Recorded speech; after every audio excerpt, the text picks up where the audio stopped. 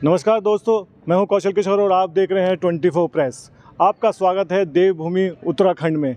और मैं इसलिए हूं क्योंकि देश के प्रधानमंत्री खुद उत्तराखंड में हैं और देश के जो गृह मंत्री खुद उत्तराखंड में है। उसका रीज़न है ये Uttarakhand global investment summit 2023। Uttarakhand में देहरादून में इस समय 2023 ग्लोबल समिट चल रहा है। तो जो यहाँ के मुख्यमंत्री हैं धामी जी, उन लोगों का ये प्रयास है कि यहाँ ज़्यादा से ज़्यादा इन्वेस्टमेंट आए। और वो कहते हैं ना कि मोदी जी कहते हैं कि डबल इंजन की सरकार, ये डबल इंजन की सरकार के लिए उन्होंने ये करके दिखाया है कि यहाँ पे जो ग्लोबल समिट है बहुत सक्सेसफुल रहा है। और यहाँ पे आप देख पा रहे होंगे कि कितना बड़ा आयोजन यहाँ उत्तराखंड में, यहाँ पर देवभूमि देहरादून में हो रहा है इस समय। जब मोदी जी आए थे उन्होंने कुछ बातें, बहुत ही इंपॉर्टेंट बातें कही हैं, जिसमें से उन्होंने कहा है कि उत्तराखंड का विकास कैसे हो सकता है। उन्होंने एक बहुत बड़ी बात कही है, डेस्टिनेशन शादी उत्तराखंड में रखें तो देहरादून देखते ही देखते या पूरा उत्तराखंड देखते ही देखते उसका विकास की दौड़ पे चल पड़ेगा। उन्होंने एक और बात कही, वो अक्सर अपने मंच से उत्तराखंड के लिए, पहाड़ी इलाकों के लिए कहते रहते हैं कि जो पहाड़ का पानी और पहाड़ की जवानी वो पहाड़ के काम नहीं आती है, क्योंकि जो बहता हुआ पानी है वो नीचे निकल जाता है और जैसे ही बच्चे जवान होते हैं रोजी रोटी की तलाश में, वो उत्तराखंड छोड़ के, पहाड़ छोड़ के प्लेन एरिया की तरफ रोजी रोटी की तलाश में निकल जाते हैं। तो उनका ये प्रयास है कि उत्तराखंड के जो निवासी उनको यहीं रोज़गार दिलाया जा सके, यहीं अच्छे इन्वेस्टमेंट हों। और यहाँ पे अभी तक जो पता चल पा रहा है, जैसा कि आर्यभट्ट की 3000 करोड़ से ऊपर का जो इन्वेस्टमेंट है वो अभी तक हो चुका है। और बाबा रामदेव, आज से 30 साल पहले जब बाबा रामदेव उत्तराखंड में आए थे, अपना उन्होंने कारोबार चालू किया था जीरो से लेकर आज करोड़ों अरबों रुपए का उनका साम्राज्य है, वो यहीं उत्तराखंड से उन्होंने शुरुआत की थी। और आज पूरे देश ही नहीं विदेश में उनका प्रोडक्ट फैला हुआ है। तो उनकी सीधी जनता से ही पूछते हैं ये इन्वेस्टमेंट समिट कितना सक्सेसफुल रहा है। सर, क्या नाम है आपका? मेरा नैन सिंह पुजारा। तो आपको क्या लगता है, जिस तरीके से उत्तराखंड के विकास के लिए ये इन्वेस्टमेंट समिट रखा गया है कि करोड़ों रुपए का कह रहे हैं कि यहाँ पे इन्वेस्टमेंट उत्तराखंड में आएगा और विकास की एक नई यहाँ पे कहानी लिखी जाएगी, आपको लगता है कि डबल इंजन की सरकार कैसा काम कर रही है उत्तराखंड में? बहुत अच्छा कर रही है साहब, हमारे हिसाब से तो बहुत अच्छा। देश में उत्तराखंड से भी ज़्यादा अच्छा काम मोदी जी कर रहे हैं। फौज के लिए, वो सिविल के लिए, हर जगह गरीब के लिए, ज़्यादातर गरीबों को ज़्यादा फैसिलिटी मिल रही है अभी। और उत्तराखंड धामी सरकार भी बहुत बढ़िया कर रही है। जैसा कि मोदी जी कहते हैं कि उत्तराखंड से उनका एक अलग नाता है, वो हमेशा उत्तराखंड आते रहते हैं। तो आप लोगों को कैसा अटैचमेंट, कैसा लगता है कि उत्तराखंड में जो मोदी जी जैसा ये इन्वेस्टमेंट लाने की कोशिश कर रहे हैं और जो लोकल फॉर वोकल के लिए कह रहे हैं कि जो लोकल उत्पाद है उनको इंटरनेशनल के लिए हम कोशिश कर रहे हैं, तो आप कितना सहमत हैं इनकी बातों में? ये तो बहुत अच्छा है, क्योंकि उत्तराखंड का जो इलाका है बहुत कष्टकारी है, पहाड़ी इलाका है। और वह है तो उन्होंने वो चीज़ देखा हुआ है, गिरौन में देखा है, इसलिए गिरौन के लिए सोच रहे हैं कि वो गिरौन में क्या करना चाहिए, गरीबों के लिए क्या करना चाहिए। ये सब बहुत अच्छा कर रहे हैं काम। तो ऐसा तो नहीं 2024 की तैयारी कर रहे हैं मोदी जी? ना 2024 में तो आना ही है उन्होंने। अच्छा। जो कभी हुआ ही नहीं था इतने साल में, उन्होंने वो चीज़ करके दिखाया है। क्या क्या काम कैसे, आपको कुछ बताओ? उन्होंने सबसे अच्छा तो जन धन योजना है, गरीबों कल्याण हुआ है। खास तौर पर जो हम पहले फौज में, हम तो फौजी आदमी थे पहले, अभी एक्समैन हो गए। पहले हम लोग कोई भी चीज़ वहाँ बॉर्डर में होते थे तो हुक्म दिल्ली से मिलता था। अच्छा। अभी हमको खुद ही वहाँ मिल रहा है, जितना मर्जी उन पर वो एक करते तो तुम 100 करो, ये ऑर्डर है हमें। मतलब फौजियों को फुल आज़ादी दे रखी है। पहले तो हमको पत्थर मार के भगाते थे वहाँ जम्मू कश्मीर में। अच्छा। अब वो भाग रहे हैं, अभी ये है, अभी वो भाग रहे हैं हमें। तो मोदी जी ने सुरक्षा के मुद्दे पर बहुत अच्छा, देश सुरक्षा पूरा, और विश्व में देखो क्या हमारी वो मिल गई, बहुत अच्छा कर रखा है। अच्छा काम किया, अच्छा काम। आपका क्या कहना है, आप सहमत हैं इनकी बातों से? 100% सहमत हूँ मैं तो। और जो मोदी जी की जो डबल इंजन की सरकार है, उन्होंने जो मतलब पूरे देश में और पूरे मतलब विश्व में और जो भारत का नाम जो है बहुत आगे किया है। और हम आशा करते हैं कि भविष्य में भी इसी प्रकार कार्य होगा और देश का विकास बहुत बढ़िया ढंग से हो रहा है और हम मोदी जी से खुश हैं। खुश हैं। आप तो युवा हैं, क्या नाम है आपका? जी, करण बेस्ट। तो करण, आप ये बताओगे, जिस तरह से कहते हैं कि बहुत जो विपक्षी पार्टियां ये कहती हैं कि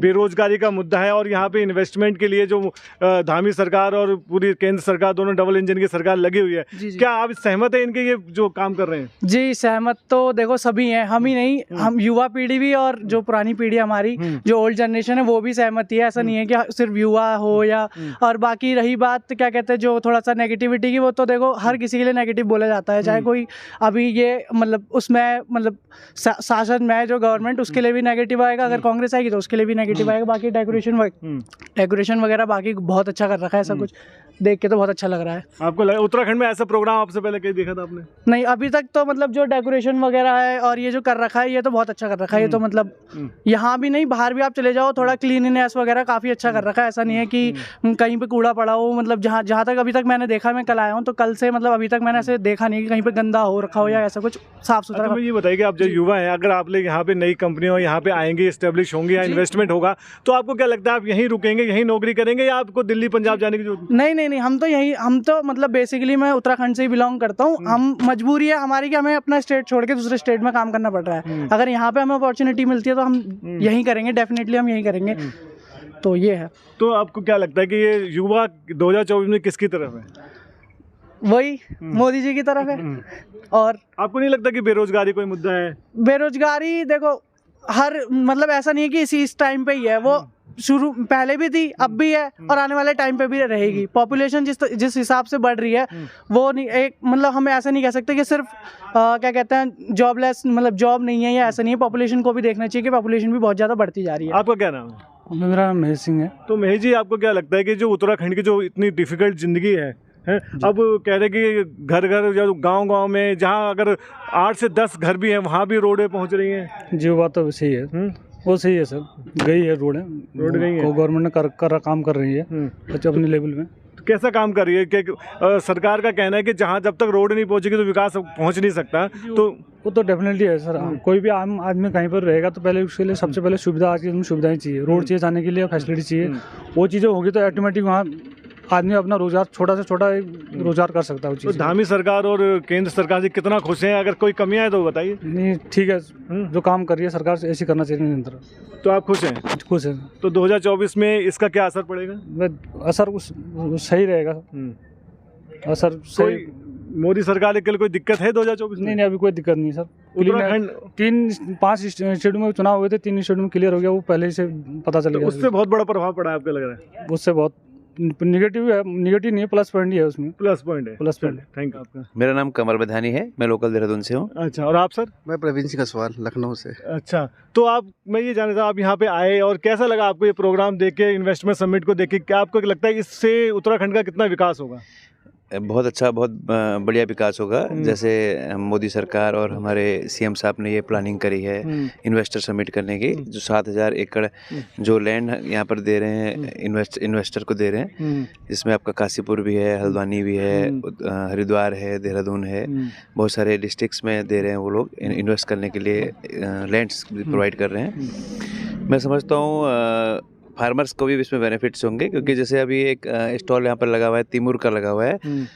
हमारे देश में इधर ये अपना राज्य है, राज्य में मुश्किल से 10% लोग भी जो है तिमूर को नहीं जानते हैं।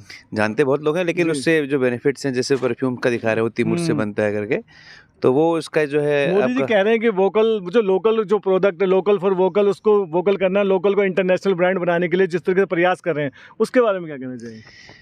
सर, मोदी जी जो कहते हैं वो 100% देश में होता ही होता है। जैसे उन्होंने मेक इन इंडिया किया, अभी जैसे वेड इन इंडिया कर रहे हैं, वो वेड इन उत्तराखंड कर रहे हैं, तो जो कहते हैं वो 100% लोग उनको मानते भी हैं और फॉलो भी करते हैं लोग इस चीज़ को। तो हमेशा मोदी जी स्टेज पे भी, इस बार भी उन्होंने कहा कि पहाड़ का जवानी, पहाड़ी कवानी उनके काम नहीं आती है। तो आपको लग रहा है कि अगर इस तरह के उद्योग उत्तराखंड में लगेंगे तो यहाँ पे जो युवा है उनको रोजगार मिलेगा, तो यहीं रुकेंगे? बिल्कुल सर, रोजगार मिलेगा, जब काम आएगा तो रोजगार मिलेगा। उत्तराखंड में को कहते हैं रोजगार नहीं है। अब रोजगार के लिए उत्तराखंड सरकार ने बहुत कुछ कर रखा है।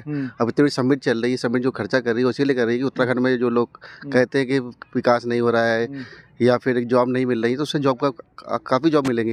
हर जगह जो भी स्टॉल लगेगा कि 7000 लोगों को जॉब मिलेगी या 2000 लोगों को जॉब मिलेगी, ये उसी के लिए हो रहा है। विपक्षी पार्टियां मोदी सरकार को इस पे सबसे ज़्यादा घेरती है कि रोजगार के मुद्दे पर जिन्होंने कहा था कि इतने करोड़ रोजगार मिलेगा, ये मिलेगा, उस पर क्या कहाँ तक खरी उतरी है वो?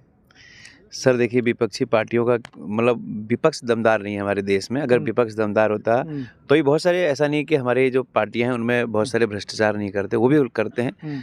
विपक्ष वाले दम नहीं है सर उनमें, वो उनकी बातें खोखली हैं, या तो उनके पास होमवर्क नहीं होता, प्रॉपर होमवर्क होना चाहिए, फिर आप दम से बात करें कि यार जहाँ पर गलत हो इस चीज़ को एग्जैक्ट पोजीशन बताएं। मैं समझता हूँ। तो आपको लगता है इस तरीके से जो जिस तरीके से काम हो रहे हैं, तो 2024 की राह कितनी मुश्किल या कितनी आसान है? मुश्किल नहीं है सर मोदी जी के लिए। और जो भी आपने कहा पहाड़ की जवानी पहाड़ के काम आएगी, अगर मैं कह रहा हूँ कि पहाड़ की जवानी, पहाड़ के बच्चों को जो रोजगार नहीं मिलता, जो बाहर डिस्ट्रिक्ट्स के लोगों को जॉब मिलता है, इधर यूपी राजस्थान वहाँ से आते हैं उत्तराखंड में, कर भी रहे हैं लोग काम, तो वो अपने देश के तो लोग हैं। और हमारे पहाड़ के लोग, इधर उत्तराखंड के लोग भी जो है अदर स्टेट में काम कर रहे हैं, जॉब कर रहे हैं।